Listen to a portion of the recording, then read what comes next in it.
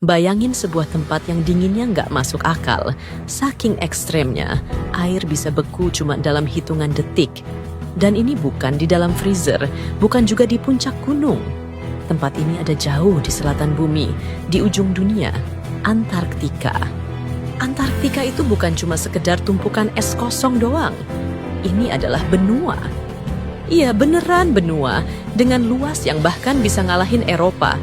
Hampir seluruh permukaannya tertutup lapisan es super tebal yang bikin es batu di minumanmu terlihat kayak remah-remah kerupuk. Tapi yang unik, nggak ada satupun negara yang punya Antarktika.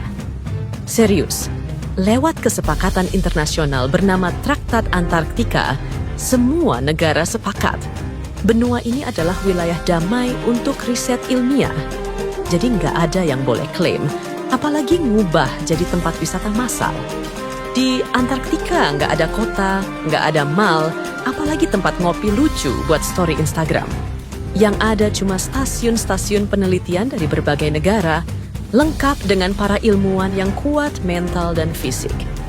Bayangin tinggal di tempat yang siang terus selama berbulan-bulan, atau sebaliknya, gelap gulita tanpa matahari selama musim dingin. Disitulah mereka meneliti, mulai dari perubahan iklim, geologi, sampai nyari tanda-tanda kehidupan ekstrem yang bisa jadi petunjuk buat eksplorasi planet lain. Faktanya, beberapa misi NASA menggunakan kondisi Antarktika sebagai simulasi permukaan Mars dan Europa, bulan es milik Jupiter. Tempat ini adalah laboratorium alam terbesar dan terdingin di planet kita. Tapi tunggu dulu, itu baru permukaannya. Di bawah lapisan es yang tebal itu, ternyata tersembunyi gunung berapi aktif. Yup, kamu nggak salah dengar. Meski di atasnya membeku parah, di bawahnya ada kompor geologis yang menyala pelan-pelan. Gunung berapi seperti Gunung Erebus, salah satu dari sedikit gunung berapi aktif di dunia yang mengeluarkan lava dalam kondisi super dingin, justru ada di Antarktika. Bayangin aja kontrasnya, permukaan beku, dalamnya panas. Dan ngomongin bawah permukaan, ternyata di bawah sana juga ada danau tersembunyi. Namanya Danau Vostok. Ini danau subglasial, alias danau yang tertutup es selama jutaan tahun. Para ilmuwan yakin danau ini bisa mengandung mikroorganisme unik yang udah berevolusi tanpa gangguan dari dunia luar. Jadi kalau ada makhluk hidup di sana, itu bisa banget bantu kita pahami gimana kehidupan bisa bertahan di lingkungan ekstrim, bahkan mungkin di luar angkasa. Ngomongin makhluk hidup, Antarktika tuh nggak sepi-sepi amat. Emang nggak ada beruang kutub, itu adanya di kutub utara, tapi ada penguin. Mereka ini kayak ikon resmi Antarktika. Selain itu ada juga anjing laut, paus, dan si kecil tapi penting, krill. Krill ini semacam nasi bagi seluruh rantai makanan laut. Mereka kecil, tapi jumlahnya miliaran. Dan menariknya, perubahan suhu global bisa sangat ngaruh ke populasi krill. Jadi, keberadaan mereka itu kayak barometer ekosistem laut. Tapi bukan cuma soal makhluk hidup atau lanskap ekstrim. Antarktika juga menyimpan cadangan air tawar terbesar di dunia. Sekitar 2/3 air tawar bumi disimpan dalam bentuk es di benua ini. Artinya, kalau es di Antarktika meleleh secara drastis karena pemanasan global, permukaan laut bisa naik signifikan. Dan ini bukan cuma teori. Dalam beberapa dekade terakhir, beberapa bagian es di Antarktika Barat mulai retak dan mencair lebih cepat dari yang diperkirakan. Efeknya bisa kemana-mana. Kota-kota pesisir bisa terancam tenggelam, cuaca ekstrem makin sering terjadi, dan pola arus laut yang mengatur iklim global bisa terganggu.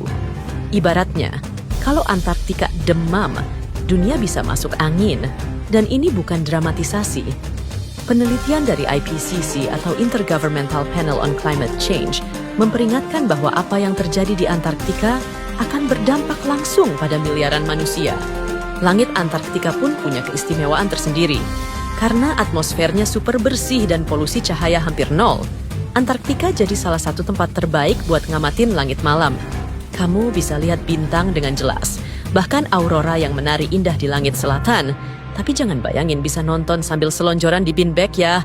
Suhunya bisa bikin sandalmu beku. Oh iya, ada satu hal menarik lagi. Antarktika punya zona waktu yang unik. Karena semua garis bujur ketemu di kutub, teknisnya semua zona waktu bertemu di sana. Tapi karena nggak ada penduduk tetap, stasiun-stasiun penelitian biasanya pakai zona waktu negara asal mereka. Jadi bisa aja, 2 tenda bersebelahan di Antarktika punya waktu yang beda. Seru, tapi agak membingungkan juga sih kalau mau janjian ngopi. Dan meskipun nggak ada peradaban besar di sana, benua ini tetap aktif secara politik ilmiah. Negara-negara besar berlomba bikin stasiun riset, bukan cuma buat ilmu pengetahuan, tapi juga untuk memastikan mereka tetap punya akses dan pengaruh terhadap wilayah yang bisa jadi kunci masa depan. Terutama kalau nanti ditemukan sumber daya penting di bawah lapisan es. Fun fact lainnya, Antarktika juga punya kondisi cuaca paling ekstrim yang pernah tercatat di bumi. Angin di sana bisa bertiup sangat kencang, bahkan cukup kuat buat menyedot pintu stasiun riset kalau nggak hati-hati. Dan suhu terendah yang pernah tercatat. Saking dinginnya, termometer biasa bahkan nggak cukup buat ngukur. Ngeri kan? Tapi tunggu dulu, Antarktika itu nggak cuma soal dingin dan penguin lucu doang.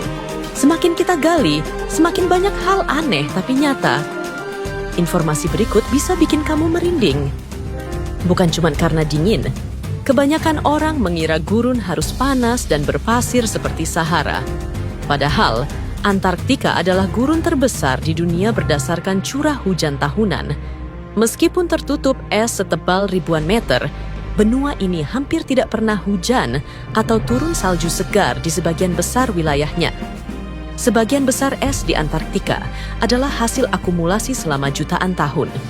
Di wilayah tertentu seperti lembah kering McMurdo, kondisinya sangat ekstrim. Tidak ada hujan, salju, atau kelembapan sama sekali selama 2 juta tahun terakhir. Nggak heran tempat ini dijadikan simulasi alam untuk Mars. Di Port Lockroy, sebuah bekas markas militer Inggris yang sekarang jadi museum dan pos penelitian, terdapat kantor pos kecil yang masih aktif. Wisatawan yang berkunjung ke sana bisa mengirim kartu pos bertanda cap Antarktika. Bayangin, kartu yang kamu tulis di tempat paling ujung dunia bisa sampai ke rumah teman kamu di Jakarta atau Surabaya. Ini jadi salah satu atraksi langka bagi turis ekspedisi. Tapi jangan harap ada Wi-Fi atau sinyal 5G. Ya, di sana sinyal terkuat cuma sinyal dari satelit cuaca. Benua ini adalah satu-satunya wilayah di bumi yang tidak punya penduduk asli atau permanen. Jumlah orang yang tinggal di sana hanya berkisar antara beberapa ratus hingga beberapa ribu tergantung musim, dan semuanya adalah ilmuwan, teknisi, atau staf pendukung riset. Mereka tinggal di stasiun seperti McMurdo, Amerika Serikat, Vostok, Rusia, atau Concordia, Prancis, dan Italia. Kehidupan di sana benar-benar minimalis, tidak ada fasilitas umum, dan semua logistik harus dikirim dari luar benua. Jadi bisa dibilang, komunitas di Antarktika adalah komunitas manusia paling tangguh yang hidup secara off-grid dari peradaban dunia. Antarktika mengalami fenomena yang disebut midnight sun, yaitu matahari tetap terlihat di langit meskipun sudah tengah malam. Ini terjadi selama musim panas kutub, biasanya dari Oktober hingga Februari. Jadi, langit tetap terang meski sudah larut malam. Sebaliknya, di musim dingin, matahari sama sekali nggak muncul selama berbulan-bulan. Bayangin kamu hidup dalam siang terus selama 3 bulan, lalu masuk ke malam panjang tanpa matahari sama sekali. Gak heran, para ilmuwan di stasiun riset di sana sering alami gangguan pola tidur atau mood swing karena kondisi ekstrem ini. Fenomena yang disebut katabatic winds adalah aliran udara dingin dari dataran tinggi ke dataran rendah. Dan di Antarktika, angin ini bisa bertiup dengan kecepatan sangat tinggi. Anginnya bisa cukup kuat buat mengangkat salju, merobohkan tenda ekspedisi, bahkan bikin peralatan riset tertimbun. Ini bukan angin sepoi-sepoi, tapi benar-benar monster yang bisa bikin perjalanan darat jadi misi penuh tantangan. Kondisi ini juga jadi alasan kenapa penerbangan ke Antarktika sangat terbatas dan hanya bisa dilakukan dalam cuaca sangat spesifik.